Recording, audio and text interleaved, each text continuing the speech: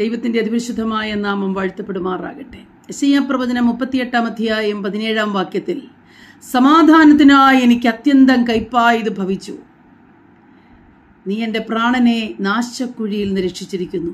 എൻ്റെ സകല പാപങ്ങളെയും നിന്റെ പിറകിൽ എറിഞ്ഞു കളഞ്ഞതുകൊണ്ട് നീ എൻ്റെ പ്രാണനെ നാശക്കുഴിയിൽ നിന്ന് സ്നേഹത്തോടെ രക്ഷിച്ചിരിക്കുന്നു എന്ന് യഹൂദ രാജാവായ ഹിസ്കിയാവ് തനിക്ക് മരണകരമായ ഒരു രോഗം ബാധിച്ചിട്ട് താൻ മരിച്ചു പോകുമെന്നൊരു വാർത്ത സ്വർഗത്തിൽ നിന്നെത്തി.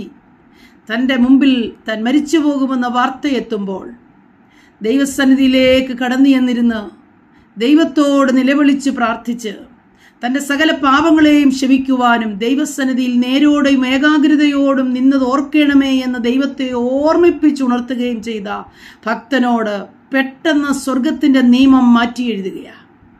നീ ഇപ്പോൾ മരിക്കയില്ല, നീ ദീർഘായുസ്സോടെ ഇരിക്കും എന്നുള്ള വാർത്ത പിന്നെയും സ്വർഗത്തിൽ നിന്ന് ലഭിച്ച ഭക്തൻ സമാധാനം പ്രാപിക്കുന്നതിന് മുമ്പ് മരിച്ചു പോകുമെന്ന വാർത്ത വന്ന് തൻ്റെ ഹൃദയത്തിൽ ചിന്തിക്കുകയാണ്, ജീവനുള്ളവരുടെ ദേശത്ത് ഇനിയും ഞാൻ മനുഷ്യനെ കാണുകയില്ല, ഭൂമിയിൽ ഞാൻ ഇനിയും ജീവനോടെ ഇരിക്കയില്ല, എൻ്റെ ജീവിതത്തിൻ്റെ സകലതും തകർന്നു എന്ന് ഈ മനുഷ്യൻ വിചാരിക്കുമ്പോൾ ദൈവസന്നിധി നിലവിളിച്ച പ്രാർത്ഥിച്ച ദൈവത്തോട് തൻ്റെ പാപങ്ങളെ ഏറ്റുപറഞ്ഞ തൻ്റെ ജീവിതത്തിൽ താൻ ഏകാഗ്രഹൃദയത്തോടെ ദൈവസന്നിധിയിലായിരുന്ന അനുഭവങ്ങളെ ഓർപ്പിച്ചുണർത്തിയ ഭക്തനു വേണ്ടി ഇതാ യഹോവയായ ദൈവം അതേ സമയത്ത് തന്നെ പ്രവാചകൻ വന്ന് പറഞ്ഞിട്ട് പോകുന്ന അതേ ടൈമിൽ തന്നെ നിയമങ്ങളെ മാറ്റി എഴുതി തനിക്കിതാ ജീവനെ മടക്കി കൊടുക്കുകയാണ്.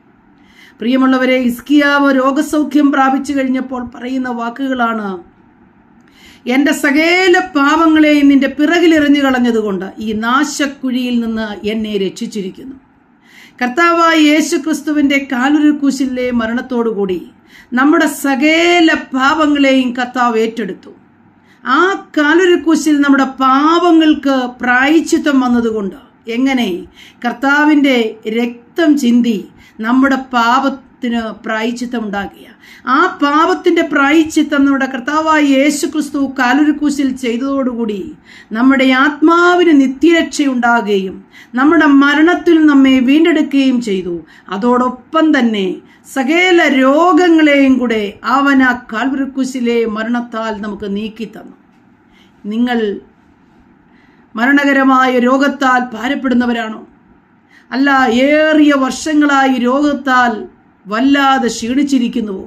ഇന്ന് രാവിലെ സമയം ദൈവത്തിൻ്റെ ആത്മാവ് പറയുന്നു, കർത്താവിങ്കിലേക്ക് അടുത്തു വരുന്നുവെങ്കിൽ, കാൽവരി ക്രൂശിലേക്ക് അടുത്തു വരുന്നുവെങ്കിൽ, പ്രിയപ്പെട്ടവരെ, രക്ഷ സുനിശ്ചിതമാണ്, രോഗസൗഖ്യം സുനിശ്ചിതമാണ്. നിന്റെ സകല രോഗങ്ങളെയും അവൻ സൗഖ്യമാക്കുന്നു. സാക്ഷാൽ പാപങ്ങളെ അവൻ ചുമക്കുന്നു, സകല രോഗങ്ങളെയും അവൻ സൗഖ്യമാക്കുന്നു. യേശുവിന് സൗഖ്യമാക്കുവാൻ കഴിയാത്ത ഒരു രോഗവുമില്ല. മാനസികമായ അസ്വസ്ഥതയാണോ ഒരു രോഗത്തിലേക്ക് നിങ്ങളെ കൊണ്ടെത്തിച്ചിരിക്കുന്നത്?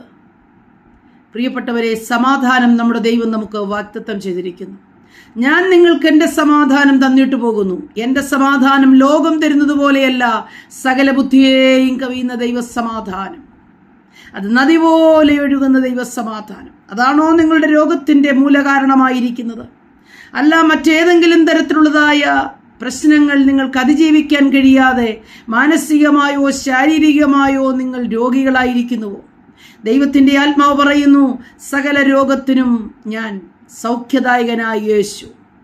നിങ്ങളുടെ പാപങ്ങൾ നിങ്ങളെ പിന്നെയും കുത്തി നോവിപ്പിക്കുന്നത് പോലെ പാപങ്ങൾ പിന്നെയും നിങ്ങളുടെ ഹൃദയത്തിൽ ഓർമ്മ വരുത്തി നിങ്ങളെ ഒരു രോഗിയാക്കിയോ, ഒരു മാനസിക വിഭ്രാന്തിയിലാക്കിയോ, മറ്റേതെങ്കിലും തരത്തിലുള്ള അനുഭവത്തിലാക്കിയോ ഇന്ന് ആയിരിക്കുന്നുവെങ്കിൽ രാവിലെ സമയം ദൈവാത്മാവ് പറയുന്നു, ക്രൂശിനെ ധ്യാനിക്കുവാൻ, കർത്താവായ യേശു ക്രിസ്തുവിൻ്റെ കാൽവരി ക്രൂശിലേക്ക് ഒന്ന് നോക്കുവാൻ, നിങ്ങളുടെ കണ്ണുകൾ ആ ക്രൂശിലേക്കൊന്ന് ദർശിക്കുന്നുവെങ്കിൽ നിങ്ങളുടെ പാപങ്ങൾക്ക് മോചനമുണ്ടാകും.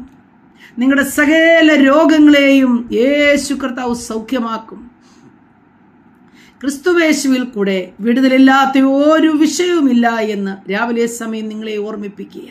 അതുകൊണ്ട് സകല പാപങ്ങളെയും യേശു കാൽവറിയിൽ വഹിച്ചതുകൊണ്ട് ഇനിയും അവനെ സ്നേഹിക്കുന്ന, അവൻ്റെ കൽപ്പനകളെ പ്രമാണിക്കുന്ന, ക്രിസ്തുവിൽ വിശ്വസിക്കുന്ന ഭക്തന്മാർ, അതേ പ്രിയപ്പെട്ടവരെ, ക്ഷീണിച്ചു പോകുവാൻ അവൻ സമ്മതിക്കുകയില്ല. രോഗം വരും, കഷ്ടമുണ്ടാകും.